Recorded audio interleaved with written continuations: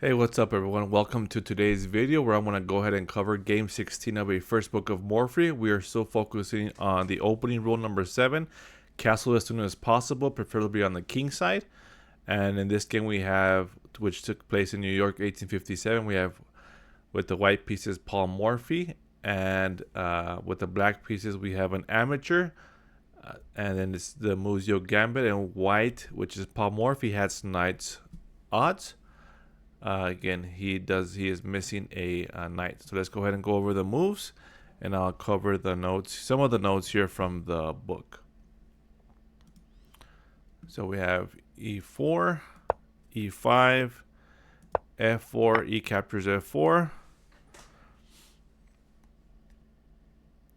knight f3, g5, bishop c4. Again, it says the fastest development, but nowadays h4 is preferred. Okay. So instead of g5, h4 is preferred. Meeting the requirements of the position, that is, if the f4 pawn stalls white's queenside development and the g5 pawn supports f4, then that pawn formation must be knocked down. So now we have bishop c4 and we have g4. A misguided move for a number of reasons. The positional flaws in g4 are that g4 does not control the center. g4 does not help the development of pieces. g4 takes away the support of f4, easing the development of the white pieces, again, which is a bishop.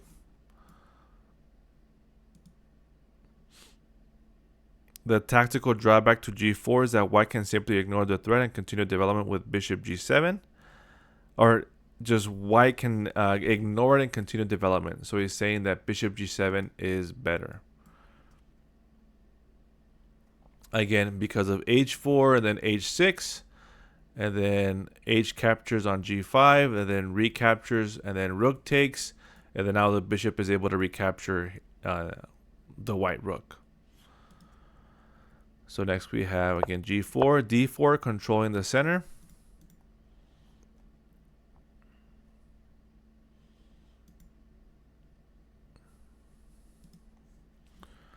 White controls the center and has open lines for all his pieces. Okay, so the bishop is here, right? The queen has space, room here. King is ready to castle. Bishop is active. The knight is active as well. And then we have g captures f3 and castles. Castling brings the rook into play swiftly, and the isolated black pawns on the f-file offer flimsy shelter to the black king. So the rook is ready to capture these pawns. Bishop h6. Again, by the engine is showing an accuracy. I want to go ahead and turn off the annotations. The bishop offers much less support to f4 than the pawn did from g5. Black falls further in time in case of f2. F captures on g2. So if black decides to capture, then we have queen h5. We have this line where black is now really behind in time, right? Because white has the two pieces out and black has no pieces out. Bishop h6, queen captures f3, knight c6, bishop f7, check. A successful attack against the king typically requires better center control, okay, better development, and better king safety. White's second piece sacrifice exposes the black king. So again, better center control, better king safety, check, right? So everything's check. Better development, check. Again, black's bishop is blocked. It's not really doing much. The white knight is attacking d4, okay. The pawn is also ready. The white bishop is also attacking f4. So in this position, white sacrifices the bishop. And now king f7, again, which leaves the king exposed. So king f7, queen h5, check. More forceful than bishop f4. Okay, so it's saying that the move order here matters, right?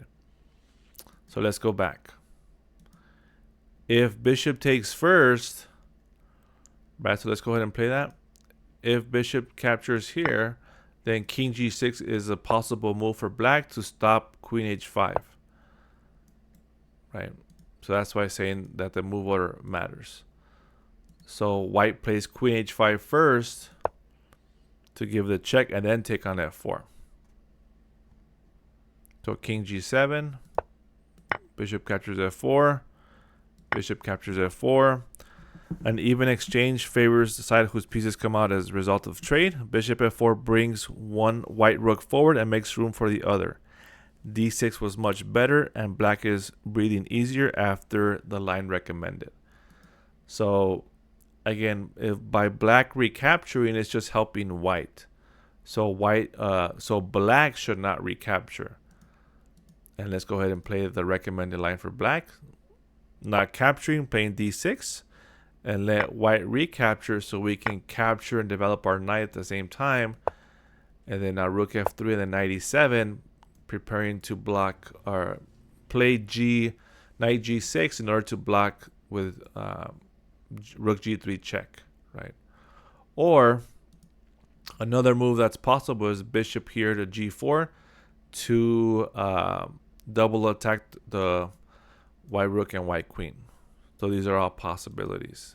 Again, it's pretty much getting an extra move with black by letting white recapture.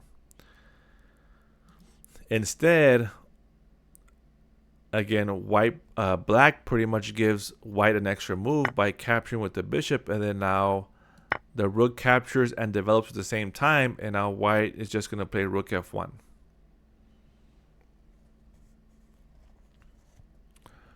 So knight h6, rook f1. And again, the idea is to play check, knight takes, queen takes, king h6, and then rook f1 to f6 with a check, or f5 here, getting ready to checkmate. So that's a possible idea from here.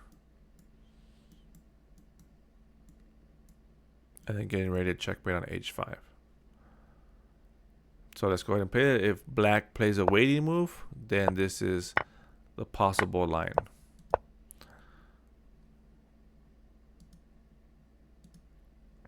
So we have queen e8. The only defense, white is pushed back a step but is not slowed down. Queen h4. The threat is queen f6, king g8. Okay, queen f6, king g8, and then win the knight on h6.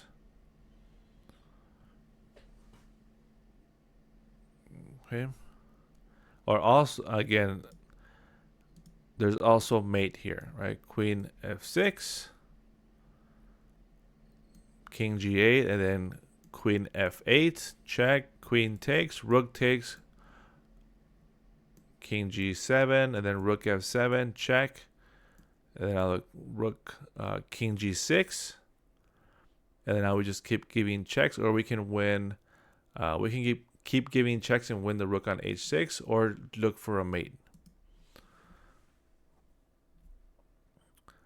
So next we have d6. Okay. So this is move 13. Queen f6, check, king g8, queen captures on h6, bishop d7. Black's queen rook helps guard f8. Okay. And his bishop watches g4. So white heads for a different square on the g file. Okay. So then now white will reroute the rook to f3 and then g3. So rook 4 to f3 and knight e7. Rook 4 to f3. Knight e7. Again, getting ready to play here. Black sends the defender to the king side, so white calls up more new force for his side. So if you know the white is heading towards g6 for the check, then you might want to be proactive and play h4 to kick out the knight, which is what happens in the game.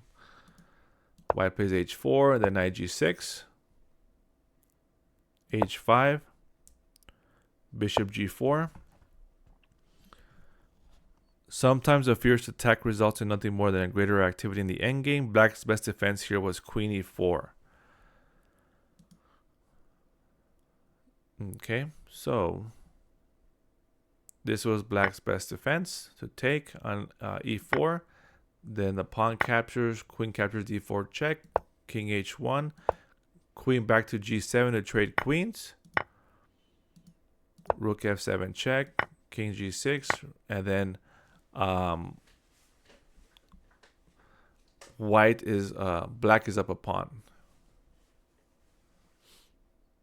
Okay, so we have bishop g4, h captures g6, h captures g6, the last mistake. Rook f8 check, queen captures f8, rook captures f8, rook captures f8, and then queen captures g6 checkmate. Okay. So let's review the game real quick while focusing on the rule, right, which is castle as soon as possible, preferably on the king side. And let's take some of these annotations off here. Again, black is already up a knight, right? So his concern, his thought process should be develop and castle.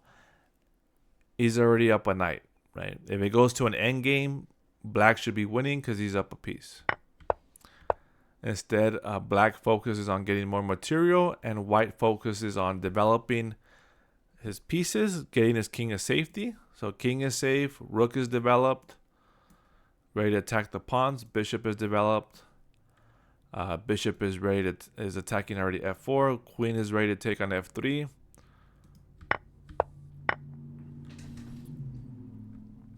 And then here looks like it's also a mistake that queen f6 was a better move. Again, you gotta watch out for a sacrifice, right? Now the sacrifice is not possible because the queen defends f7.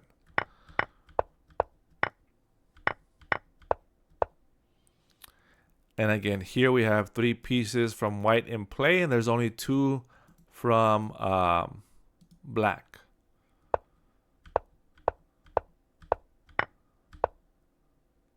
And now black is, again, just capturing, white is capturing black's pieces, kicking the knight out, and white checkmates black. So again, thank you for your time, and I'll see you all in the next video. Let me know what you thought of this video, and I'll see you all in the next one.